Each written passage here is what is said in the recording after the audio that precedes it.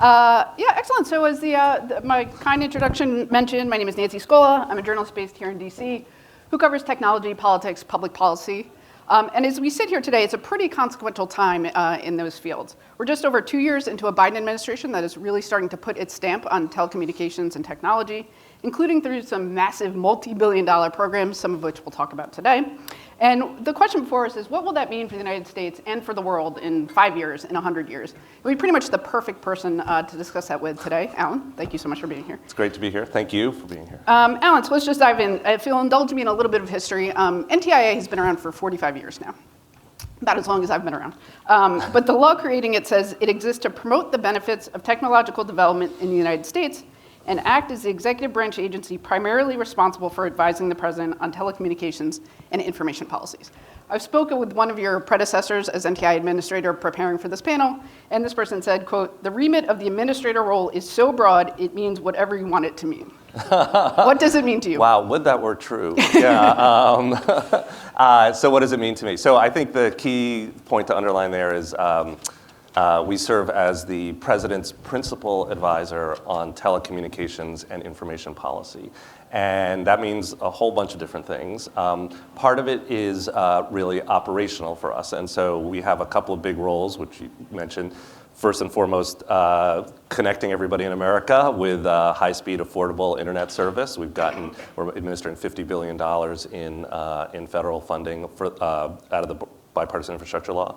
We have a big role on spectrum and coordinating federal spectrum. It's a big operational role, as well as thinking about spectrum policy and making sure that we have a spectrum pipeline that makes sure that everybody has access to spectrum. And then advising on policy, both domestically and internationally. And for me, I think that's actually one of the most exciting growth areas for NTIA. This whole conference is about this growing need for more insight and more engagement on the big policy issues that now affect so many people in society. And NTIA has a central role in thinking about privacy, competition, disinformation, cybersecurity, and emerging technology. And you've been in office 13 months so far. Almost 14. Almost 14. How far along are you in creating the NTIA that you want the agency to be? Are you 20% along the way, 80% along the way, somewhere in between? Maybe somewhere in between. I have to say it's been an amazing year, a huge year of growth for NTIA. When I came on, there was a lot of growth needed. So part of that is in our broadband work, but part of it, other parts of it that just needed to be, that we needed to refresh the ranks. A third of NTIA is brand new since I started in January of last year. So a third new. So that's like a startup. In government, it is really unusual to hire a third of your organization brand new. So we are growing and we continue to grow. And I'm really excited for the coming year because last year was a big growth year. This year we have the team in place and we can start executing. Okay, and a big reason for that growth, as you mentioned, is this broadband money that you've been gifted, that you have oversight over, some $40 billion plus, which is a good amount of money even for the United States government. The idea is to build out affordable, effective broadband connections for everyone living in the United States of America. I'm going to ask a very sort of simple layperson question. Why does that remain difficult? It's a big country. Okay. And I think that we've been talking about the digital divide in this country for over 20, 25 years, right? And yet we find ourselves in a place where literally millions and millions of American households still do not have basic adoption of the internet, right? So they don't have access or they don't have the tools or the skills they need to get online. So we've been talking about it for 20 years. We finally have the resources, and a lot of it at NTIA, our sister agencies as well, to finally do something structural about it. And that is a really, really big deal. It's hard work because some of it is about really building broadband out to the high-speed internet out to the places that need it. Some of it is about increasing adoption. We've had some real big successes already. We gave out $1.7 billion last year in grants to tribal communities. The vice president was in South Carolina just last week announcing our Connecting Minority Communities grants. But the thing I'll say about this, and we don't really talk about, I've been coming to State Internet for a long time. It tends to be a kind of more policy-oriented conference. We haven't spent a lot of time, I feel like, in recent years talking about like how we do connectivity, or as much as I think we should. I'm just here to say this is a big moment. we are not going to get tens of billions of dollars to do this again, right? Like, this is our shot at getting everybody connected, and we need a lot of help. And I really do feel like this is like generations before us connected everybody with water and electricity in America. We built the interstate highway system, and this is our generation's big infrastructure project, right? This is our chance to connect everybody in the country with what they need to thrive in the modern digital economy. And we are going to need everybody's help to do that. So my probably biggest plea today is be engaged in this conversation, because it is a big deal. It's the next couple of years, and then it won't happen again. Quick question. You mentioned it being a big country. It obviously is. You were recently in Alaska doing sort of fact-finding to figure out the sort of state of broadband there. Just very quickly, what did you come away knowing that you didn't know going into that? It's a huge challenge, but people are really into it. And I kind of had originally had this conception that, like, people didn't even really know what they were missing. I was in this village on the tribal community on the banks of the Yukon River. You can only get there by boat or plane. I was sitting talking to a 60-year-old grandmother who lived in this village her entire life. And I was sort of like, thinking like, what are you using the internet for? What do you think you might use the internet for? She could cite me exactly how much per gigabit she pays in overage charges right now for this little 30 megabit connection that they share among 200 people that comes in over a microwave and doesn't really work that well in the winter.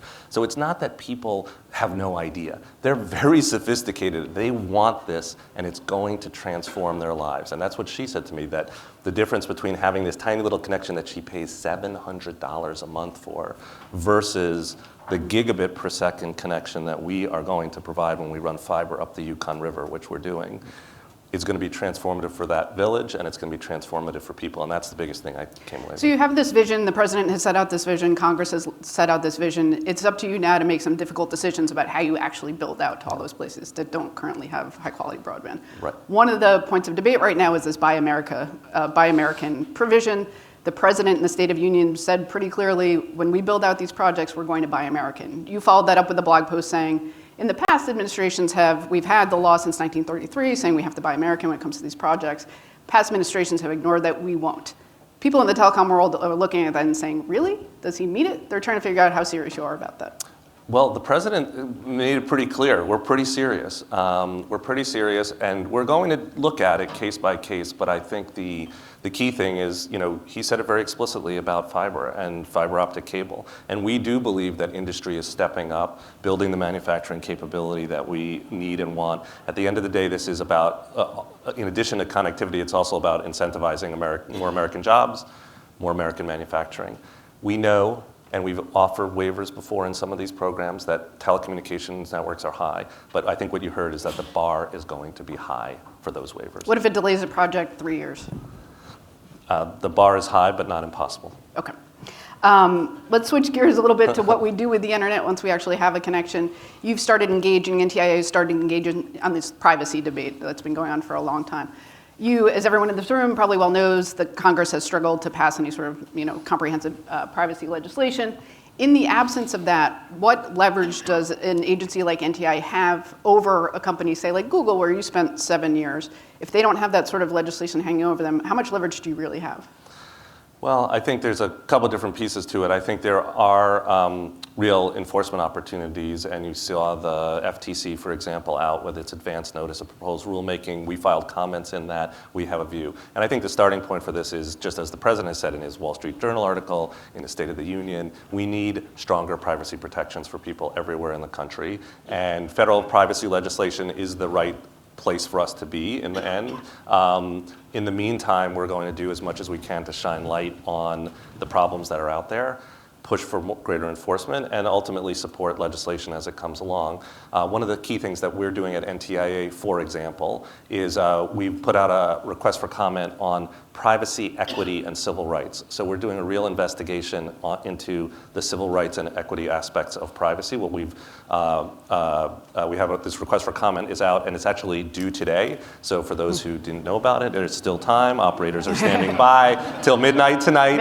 But the point is that some of the harms of privacy and security vulnerabilities are sort of most starkly felt by our most vulnerable communities. And so the elderly, the poor, some of our minority communities really feel these harms, and we need to be lifting up those issues and trying to get our enforcers and Congress to do something about it. One of the questions in that request for comment was, is privacy the right thing to call it? When we talk Right. about the sort of like equity and civil rights implications of scraping photos off the internet for some facial recognition engine, maybe that's not a privacy concern anymore. Is it the right thing to call it, or do we need a new sort of framework for thinking about this? Well, I still am maybe old school. I kind of believe that privacy is still something that people understand and actually do care about. Mm-hmm. Some of this is maybe starts to feel like ownership is an interesting example, or is this property, is my data, it's my data, my choice, but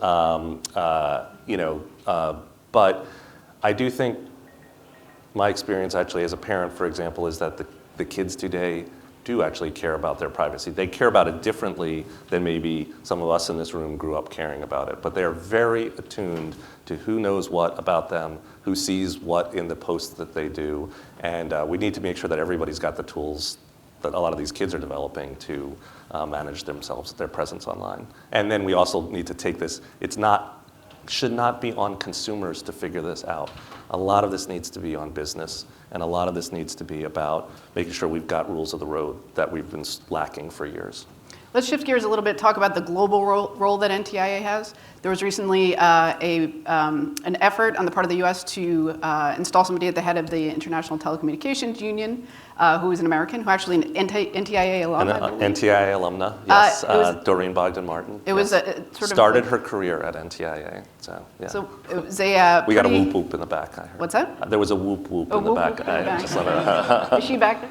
No. There was, it was not a sure thing that the American candidate would sort of win that election. The Russian candidate was sort of like the putting up a good fight. You were pretty intimately involved in that effort. How did you actually achieve victory there? I think it was the forces of lightness and truth.